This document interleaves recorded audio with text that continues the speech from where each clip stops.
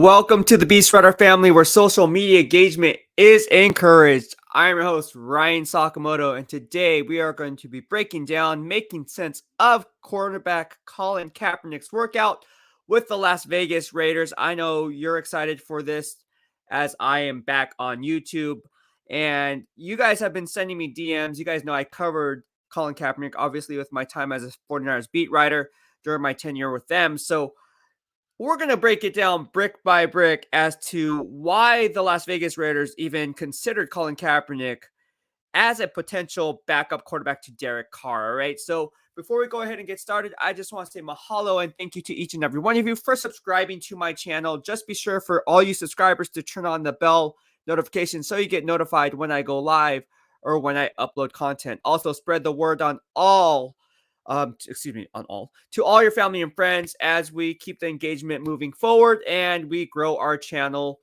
brick by brick. All right, so we're going to get started. As you guys know, we're going to talk about Raiders giving quarterback Colin Kaepernick a workout. Just make sure the ticker's there for you. All right, it's there. And for those who are new, we like to break it down into three parameters in every podcast. The first one is who are the players or coaches involved. The second parameter is why the move was made, or in this case, potentially could be made.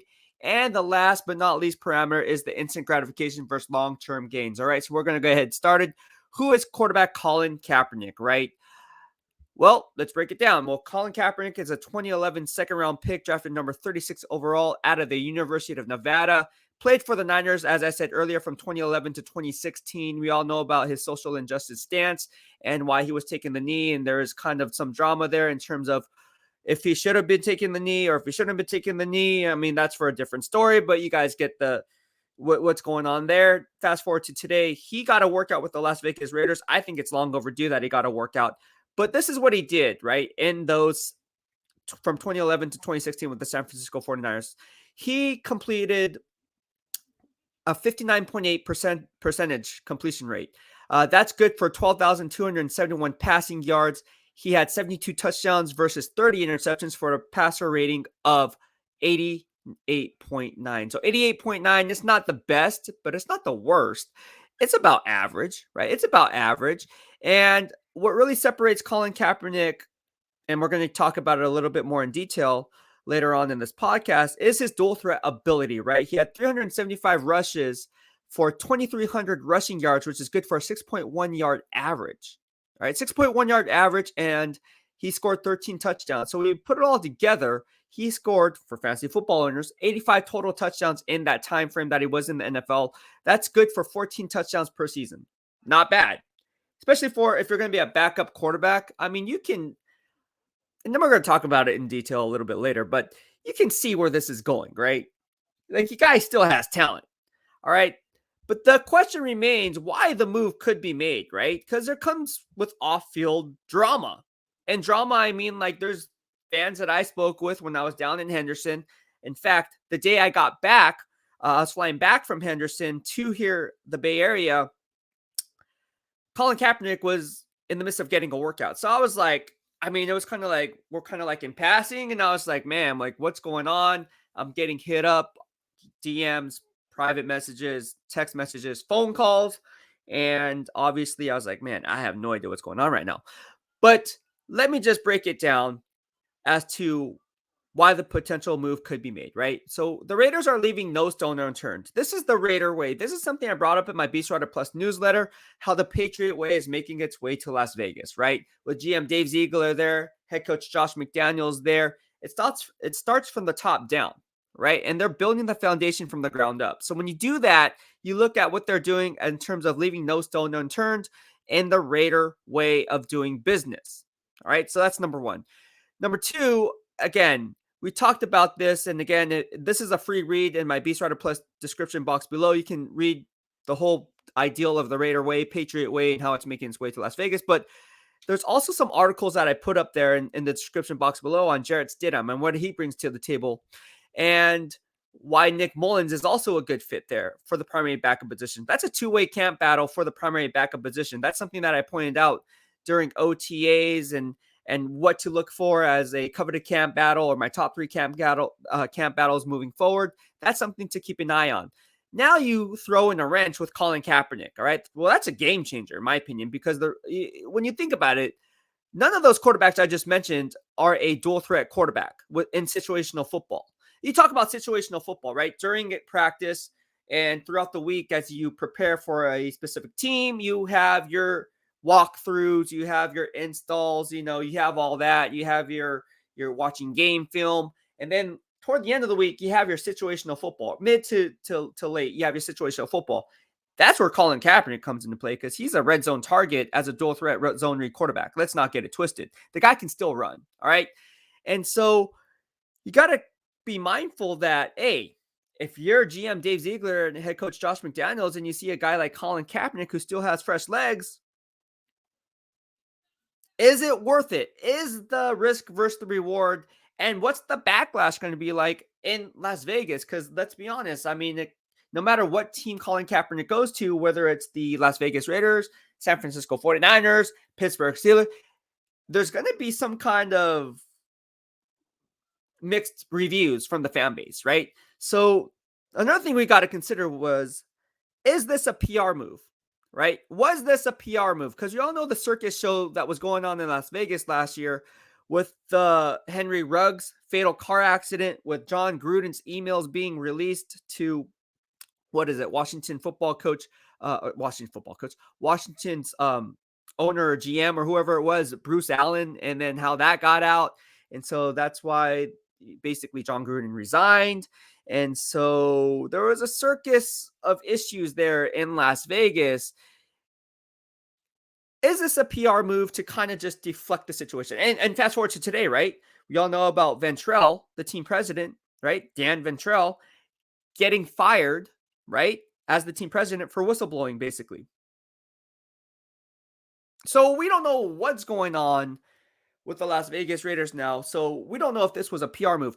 To me, was this a PR move or was it not a PR move? Or I already pointed this out and saying, you know what, like, I don't think it's so much as a PR move as it is just the Raiders doing their due diligence on a quarterback that's probably better than, I don't know, 25% of the backup quarterbacks in the league. I'm not saying half. I'm not saying 75. I mean, he's still a good football player in terms of being a backup quarterback. Now, the question comes down to, okay, the instant gratification versus long-term gains, right? Because you know what's going to happen here, right? Again, no matter which way you slice it, Cap will bring the media hype and off-field attention. That just comes with the turn. That's a given. Can this locker room embrace the type of locker room dynamic that's going to be set forth if Colin Kaepernick comes on to the Las Vegas Raiders? Right? And another thing we got to add here is, you guys know I co-host a show on In the Huddle on the Relevant app. I included that in the description box below. It's on every Thursday at 4 p.m. Pacific Standard Time. You guys can catch me, Sean Salisbury, my man Randy Cross, who co-hosts the Don't Cross the Beast Empire, which is for all you Niner fans, and then also Glenn Parker and Tom McManus. So when you have that type of feel, and Glenn Parker pointed this out last Thursday on In the Huddle, he said he thinks that the Raiders did it out of good faith because he's coming from Nevada, right? He played at Nevada. It's out of good faith, possibly. And so that's why they made that move. That's a good point, because it could be. I never thought of that. I wasn't even thinking of that. That didn't even resonate with me. That they may have done it out of good faith for Colin Kaepernick, and for the Nevada fans, right? For the Nevada residents. Like, hey, look, man, let's just give this guy a shot, see what he has. I mean, what do you have to lose? Nothing, right? He either gets it done or he doesn't, and you sign him or you don't. So brings me to the next and last parameter: instant gratification versus long-term gains, right? The instant gratification, again, is Cap can be a red zone read quarterback and situational asset, right? But he's 6 years removed from the freaking game. And like my guy Randy Cross texted me right before hopping on in the huddle last week, he says 6 years is like dog years. And yeah, he's right. The game has changed a lot, right? No longer is he going up against a traditional strong safety or a box safety like a Cam Chancellor. And a lot of these safeties nowadays are interchangeable, right? We talked about this on the BWF time and time again, how my man, former GM Randy Mueller, 2000 GM of the year, we talked about how the safeties nowadays have to be interchangeable. You can't be a simply Jamal Adams box safety. I mean, those guys are like dinosaurs now, just like the fullback position is like the dinosaur position nowadays, right? So when you put it into perspective, the game has changed a lot. And to double down on those gains, Colin Kaepernick wasn't very smart at reading cover shells anyways. I mean, nowadays you have a simple cover three, but then the cover three can have a disguised cover three. What I mean by that, and Sean Salisbury talked about it again on the relevant app, he played quarterback. You guys know who Sean Salisbury is. By the way, download the relevant app on In the Huddle on the NFL Fanatics Vibe. It'd be doing you a service, and you guys will learn a lot of valuable information. But Sean talked about it. My guy Sean talked about it. He says, you know what, like, let's see if is he a one read quarterback or does he have to read quarterback? Like, what are we getting with Colin Kaepernick? Because again, he's so far removed from the NFL game. And aside from that, let's say it's a cover three, right?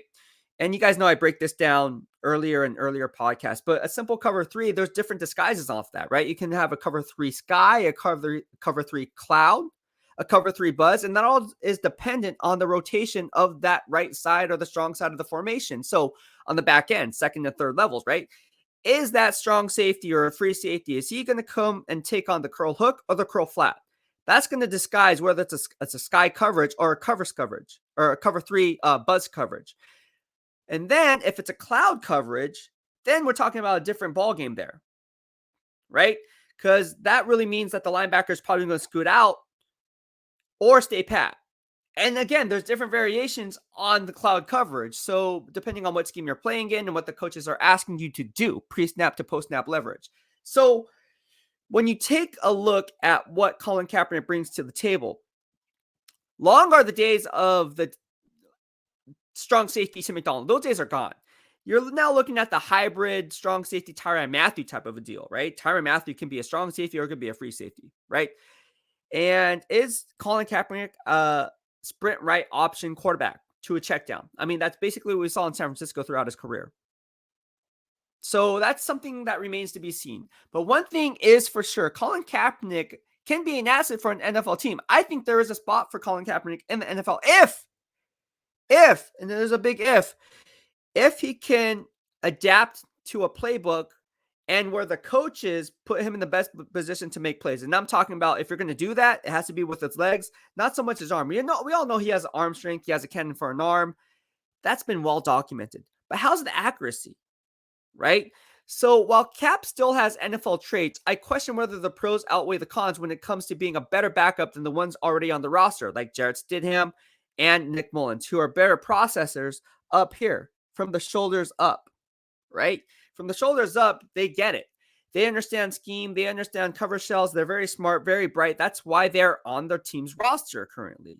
And that's why the reports were out, although Colin Kaepernick had a solid workout, that there's nothing is imminent in terms of him being signed by the Las Vegas Raiders. Now, if there's an injury to Jarrett Stidham or Nick Mullens and one of those guys goes down, then yeah, there's going to be a problem there and they can, hey, let's just get Colin Kaepernick, see what he can do. But until something materializes, I think they're pretty much set with Jarrett Stidham and Nick Mullens as the primary backup to Derek Carr, right? And for anyone who says, oh, Colin Kaepernick is better than that, I don't know who's saying that. I mean, you look on the Facebook groups, some people are saying that. I'm like, I don't know, man. I don't know what game film they're watching. But anyways, if you're asking me if Colin Kaepernick deserves a shot in the NFL, I believe he does. Will it be with the Las Vegas Raiders? That's a different story. We'll just have to see how this one plays out. What are your thoughts, Raider Nation? Drop your comments in the section below, and I'll feature them on my next YouTube video. Mahalo for the love. And for those who are new and you guys were asking, what's that money heart icon that's now on my YouTube channel? Well, YouTube hit me up. They're like, hey, man, we're going to give you a super thanks now for all the work that you've been doing. So now your followers and your fans and your subscribers can actually send you money and donate money to your channel when you're not live. Before it was just super chat and super stickers. You guys remember that? Well, now, like this video, it's a static video. You guys, all you have to do, just like the like button, is if you like the work, like the channel, and you would like to donate to the BEASTwriter family, just go ahead and do so. There's a money heart icon. Just go ahead and click on that button and you can donate whatever amount that you want. or just simply hit the like button. Either or, it's all good for me. But a little goes a long way, even if it's just $1. So I just want to say thank you to each and every one of you for subscribing to my channel, and spread the word to all your family and friends as we keep things hot here in the BEASTwriter family. Mahalo for the love. That's it for now. BEASTwriter out.